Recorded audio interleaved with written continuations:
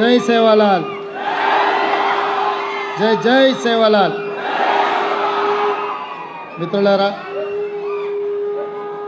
ఈరోజు సంత్ శ్రీ సేవాలాల్ మహారాజ్ 285వ జయంతి సందర్భంగా మా బంజారా ఆదివాసీ సోదరులు బంజారా హిల్స్లో ఉండే బంజారా భవన్లో వారి జయంతి ఉత్సవాలను పెద్ద ఎత్తున ఏర్పాటు చేసి ఈ రాష్ట్రంలో బంజారాలకు సముచితమైన గౌరవం ఉంది, మీరందరూ కూడా ఈ కార్యక్రమానికి రావాలని చెప్పి మా శాసనసభ్యులందరూ, మాజీ శాసన మండలి సభ్యులు, ముఖ్యమైన నాయకులు పెద్దలు జానారెడ్డి గారిని, మంత్రివర్యులు కోమటిరెడ్డి వెంకటరెడ్డి గారిని, మొహమ్మద్ అలీ షబ్బీర్ గారిని, ఇతర ముఖ్యమైన నాయకులను, అదేవిధంగా రాష్ట్ర ముఖ్యమంత్రిగా నన్ను ఈ కార్యక్రమానికి ఆహ్వానించడం జరిగింది. ఈ కార్యక్రమంలో పాల్గొనడం అంటే, బంజారా సోదరులను కలవడం అంటే కాంగ్రెస్ కుటుంబ సభ్యులను కలుసుకున్న ఆనందం. ఇందిరమ్మ రాజ్యం వచ్చిందే బంజారాల కోసం, ఇందిరమ్మ రాజ్యం తెచ్చిందే ఈ బంజారా సోదరులు అని చెప్పి నేను ఈ సందర్భంగా తెలియజేస్తున్నాను. ఇంతకుముందు పెద్దలు రవీంద్ర నాయక్ గారు చెప్పారు, అదేవిధంగా మా మిత్రుడు బలరాం నాయక్ గారు కూడా ఇంతకుముందు గుర్తు చేస్తున్నారు. 1976లో బంజారా సోదరులను షెడ్యూల్డ్ ట్రైబ్స్లో శ్రీమతి ఇందిరాగాంధీ గారు చేర్పించారు. ఆ రోజు దీనికి సంబంధించి కీర్తిశేషులు జైపాల్ రెడ్డి గారు పూర్తి స్థాయిలో మాకు అందరికీ సహకరించి ఎస్టీ జాబితాలో చేర్పించడానికి కృషి చేసిండ్రు. ఎస్టీ జాబితాలో లంబాడ సోదరుని చేర్చడం వల్ల ఐఏఎస్లు, ఐపీఎస్లు, ఐఎఫ్ఎస్లతో పాటు రాష్ట్ర స్థాయి ప్రభుత్వ ఉద్యోగాలలో పెద్ద పెద్ద హోదాలలో ఈరోజు వాళ్ళందరూ కూడా కొనసాగుతున్నారు. రాష్ట్ర అభివృద్ధిలో, రాష్ట్ర పునర్నిర్మాణంలో ఈరోజు ఆదివాసీ బంజారా సోదరులు కీలకమైన పాత్ర పోషిస్తున్నారు.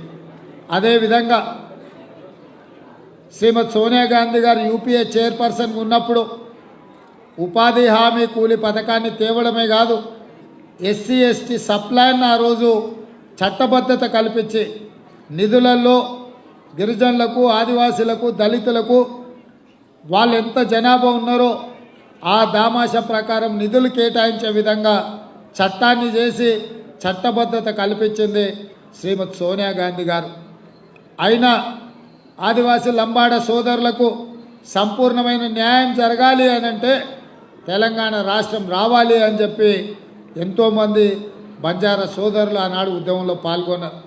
సురేష్ నాయక్ లాంటి వాళ్ళు ఎంతోమంది, చాలామంది ఆ రోజు ఉద్యమంలో అమరులైన వాళ్ళు ఉన్నారు, ప్రాణాలు ఇచ్చిన వాళ్ళు ఉన్నారు.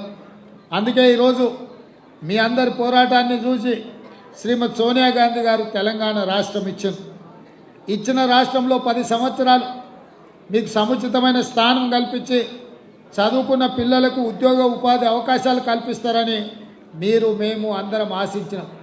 కానీ ఆశించిన మేరకు అభివృద్ధి జరగలేదు, అవకాశాలు రాలేదు. అందుకే మొన్న జరిగిన ఎన్నికల్లో మీరందరూ ఆశీర్వదించి దొరల రాజ్యం పోవాలి, పేదల రాజ్యం రావాలి అని మీరందరూ ఆశీర్వదించడంతో ఈరోజు కాంగ్రెస్ పార్టీ అధికారంలోకి వచ్చింది. కాంగ్రెస్ పార్టీ అధికారంలోకి వచ్చిన తర్వాత సీతక్క గారిని మంత్రిగా, డాక్టర్ రామచంద్ర నాయక్ను విప్పుగా, ఇదే కాదు ఈరోజు కీలకమైన ప్రభుత్వ హోదాలలో చాలామంది గిరిజనులకు, ఆదివాసులకు ఎక్కడెక్కడ ఉన్నారో ఎతికి మరి మనం పోస్టింగ్లు ఇవ్వడం జరిగింది. సిటీలో డీసీపీలు కావచ్చు, లేకపోతే ఆర్ఎండ్బిలో ఈఎన్సీ కావచ్చు, వివిధ హోదాలలో ఎవరెవరైతే మీ చదువుకున్న యువకులు ఉన్నారో, ప్రభుత్వ ఉద్యోగాలలో ఉన్నారో వాళ్ళందరికీ కూడా ఈ ప్రభుత్వం అవకాశం కల్పించింది.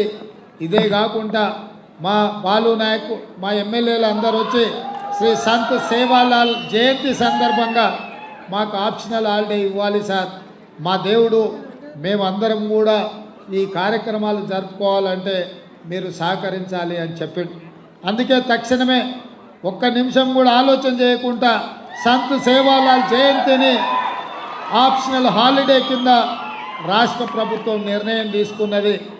మరి నిధుల విషయంలో ₹1 కోటి కేటాయించిండ్రు, సరిపోవడం లేదని మా బంజారా సోదరులు చెప్పినరు. 1 కోటి కాదు, ఇంకొక ₹1 కోటి జమ చేసి ₹2 కోట్ల రాష్ట్ర ప్రభుత్వం సేవాలాల్ జయంతి ఉత్సవాలను జరపడానికి కేటాయిస్తుంది. ఈ వేదిక మీద నుంచి మా అధికారులకు ఆదేశాలు ఇస్తున్నా, తక్షణమే జీవో ఈరోజే మంజూరు చేసి దాన్ని ₹2 కోట్ల పెంచాల్సిందే. అదేవిధంగా మిత్రులారా, ఉత్సవాలు ఎన్ని చేసుకున్నా, పండుగలు ఎన్ని జరుపుకున్నా, మన పిల్లలు బాగా చదువుకున్నప్పుడే సమాజంలో మనకు గౌరవం ఉంటుంది. ఆ గౌరవం రావాలి అంటే తండాలలో, గూడాలలో పాఠశాలలు ఉండి తీరాలి. గత ప్రభుత్వం తండాలలో ఉన్న 6453 పాఠశాలల్ని సింగిల్ టీచర్ పాఠశాలలు మూతేసింది. అంటే బంజారాలను చదువులకు దూరం చేయడమే. అందుకే ఈరోజు మా ప్రభుత్వం మీ చదువుల కోసం ఎంత జనాభా ఉన్నారు, ఎంతమంది పిల్లలు బడికి వస్తున్నారని లెక్క చూడదలుచుకోలే. ఇవాళ టీచర్లకు ఇచ్చే జీతాలను ఖర్చుల కింద చూడదలుచుకోలేదు, దాన్ని పెట్టుబడి కింద చూడదలుచుకున్నాం. భవిష్యత్తు తరాలను నిర్మించే దాని కింద మేము చూస్తున్నాం. అందుకే మా ప్రభుత్వం తప్పకుండా అన్ని తండాలలో, గూడాలలో పాఠశాలలు తెరిచే బాధ్యత మేము తీసుకుంటాం.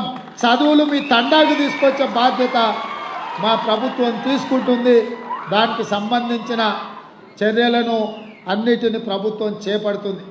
ఇదే కాదు, గత ప్రభుత్వం తండాలన్నిటినీ గ్రామ పంచాయతీలు చేసినామని అంటారు. సంతోషమేనా? గ్రామ పంచాయతీ చేసిరు, బాగానే ఉంది. నిధులెన్ని ఇచ్చిండ్రు? కనీసం ఆ ఊర్లో గ్రామ పంచాయతీ బిల్డింగ్ ఉందా? పోనీ ఆ గ్రామ పంచాయతీ పోవడానికి రోడ్డు అన్న ఉందా సరిగ్గా అని నేను అడుగుతున్నా. అందుకే ఈరోజు సంత్ సేవాలాల్ గారి జయంతి సందర్భంగా గ్రామ పంచాయతీలుగా ప్రకటించిన అన్ని తండాలకు బీటీ రోడ్లను వేసే బాధ్యత మా ప్రభుత్వం తీసుకుంటుంది. ఎందుకంటే చాలా తండాలలో యువకులు చదువుకున్నారు, ఉద్యోగాలు ఉపాధిలో పైకి వచ్చిండ్రు. వాళ్ళు కార్లు కొనుక్కొని సొంత తండకు పోవాలంటే రోడ్డు లేక ఇబ్బంది పడుతుండ్రు. మీరు బరాబర్ మీ తాండలకు పోనికే మీకు బీటీ రోడ్లను వేసే బాధ్యత మా ప్రభుత్వం తీసుకుంటుందని చెప్పి నేను సందర్భంగా తెలియజేస్తున్నాను. అదేవిధంగా గ్రామ పంచాయతీలు ఇస్తే సరిపోదు, గ్రామ పంచాయతీకి నిధులు ఇవ్వాలి, గ్రామ పంచాయతీ భవనం ఉండాలి. వాళ్ళక్కడ కూర్చొని తండా యొక్క అభివృద్ధి కార్యక్రమాలను చర్చించుకోవాలి. అన్ని గ్రామ పంచాయతీలుగా ప్రకటించిన తండాలకు, గూడాలకు గ్రామ పంచాయతీ భవనాలను మంజూరు చేసి సంవత్సరం తిరిగే లోపల వాటి అన్నిటిని కూడా నిర్మాణం చేయించే బాధ్యత మా ప్రభుత్వం తీసుకుంటుంది. ఏ తండాలైనా తాగడానికి నీళ్లు లేకపోతే మా దృష్టికి తీసుకురండి, కరెంటు లేకపోతే ప్రభుత్వం దృష్టికి తీసుకురండి. తాగడానికి నీళ్ళు ఇవ్వడం, మీకు చదువుకోవడానికి, నివసించడానికి కరెంటు ఇవ్వడం అనేది ప్రభుత్వం యొక్క బాధ్యత. ఏ తండాలో కూడా కరెంటు లేదు, తాగడానికి నీళ్లు లేవు, మా తండకు పోవడానికి రోడ్డు లేదు, మా పిల్లలు చదువుకోవడానికి బడి లేదు అని ఎవ్వరు కూడా అనొద్దు. ప్రతి తండాలలో ఉండే యువకులకు, చదువుకున్న యువకులకు నేను సూచన చేస్తున్నా, మీరు ఈ ప్రభుత్వం దృష్టికి తీసుకురండి. ఈ ప్రభుత్వం ఉన్నదే మీకోసం, మీ అభివృద్ధి కోసం, మీ చదువుల కోసం. ఈరోజు రాష్ట్రమంతా రెసిడెన్షియల్ పాఠశాలలు ఎస్సీ ఎస్టీలకు, మైనార్టీలకు, బీసీలకు ఇచ్చినామన్నారు. 10 ఏళ్ళు అయింది. చదువుకోవడానికి భవనాలు ఎక్కడన్నా పాఠశాలలు నిర్మించిందా? చిన్న చిన్న 4 రూమ్లల్లో 5 రూమ్లల్లో కిరాయికి ఎక్కడెక్కడో ఉన్నాయి. అందుకే కొడంగల్లో కూడా లేవు. నేను మొన్న అందుకే మా అధికారులను అందరిని పిలిచి SC ST minority OBC 4 residential పాఠశాలలు ఒకే దగ్గర 20 ఎకరాలల్లా పెద్ద ఎత్తున 100 కోట్ల రూపాయలతో నిర్మాణానికి ఆదేశాలు ఇచ్చిన. ఎందుకంటే ఎస్సీ ఎస్టీ ఓబీసీ మైనారిటీ పిల్లలు ఒకే కాంప్లెక్స్లో, ఒకే క్యాంపస్లో ఉంటే అందరి మధ్యలో సోదర భావం పెరుగుతుంది, ఒకరికి ఒకరు సహకారంగా ఉంటారు, ఒకరినొకరు అన్న తమ్మి అని పిలుచుకునే అవకాశం ఉంటుంది, అందరం కలిసిపోయే అవకాశం ఉంటుంది. అదేవిధంగా ఇవాళ కొడంగల్ ఒక మోడల్గా డెవలప్ చేస్తున్నాం. మిగతా మొత్తం 119 నియోజకవర్గాలలో ఎక్కడెక్కడైతే ఈ పాఠశాలలు రెసిడెన్షియల్ స్కూల్స్ మంజూరు చేసిందో వాటన్నిటిని కూడా 20 ఎకరాలలో ఒక ఎడ్యుకేషన్ హబ్, ఒక యూనివర్సిటీ స్థాయిలో అభివృద్ధి చేసి ఆ ప్రాంతాలలో ఉన్న పేదల పిల్లలు చదువుకోవడానికి మా ప్రభుత్వం ఏర్పాట్లు చేస్తుంది. మా అధికారులకు ఆల్రెడీ నేను ఆదేశాలు ఇచ్చిన అన్ని నియోజకవర్గాలలో ఎస్సీ ఎస్టీల పిల్లలకు ముఖ్యంగా రెసిడెన్షియల్ స్కూల్స్ కానీ పాఠశాలలు కానీ ఏవైతే ఉన్నాయో భవనాలు లేదు అన్న మాట వినిపించొద్దు. ఈ అవసరమైతే మంత్రులం ఎమ్మెల్యేలు ఓ పూట ఉపాసం పండుకుందాం, ఓ నెల జీతం తీసుకోకపోయినా సరే ఆ పిల్లలకు చదువుకోవడానికి అన్ని వసతులు ఏర్పాటు చేయాలనేదే మా ప్రభుత్వం యొక్క లక్ష్యం. ఎందుకంటే చదువే మనల్ని అభివృద్ధి పదం వైపు నడిపిస్తుంది. ఇవాళ మీరందరూ గొప్ప చదువులు చదువుకున్నారు కాబట్టి ఈ వేదిక మీద ఇంతమంది ఎమ్మెల్యేలు ఎంపీలు, మా బలరాం నాయక్ గారు మొదటిసారి ఎంపీగా గెలిస్తే సోనియా గాంధీ గారు కేంద్ర మంత్రికి ఇచ్చింది. ఇట్లాంటి అవకాశం ఎప్పుడన్నా వచ్చిందా మీరు ఆలోచన చేయండి. ఇవాళ కాంగ్రెస్ పార్టీ అధికారంలో ఉన్నప్పుడే మీ గౌరవం, మీ మర్యాద పెరిగింది, మీ హోదా పెరిగింది. ఇవన్నీ కూడా మీరు చదువుకోవడం వల్ల వచ్చింది. అందుకే మిత్రులారా, మీ అందరికీ నా సూచన ఒక్కటే, చదువుల బాట పట్టండి.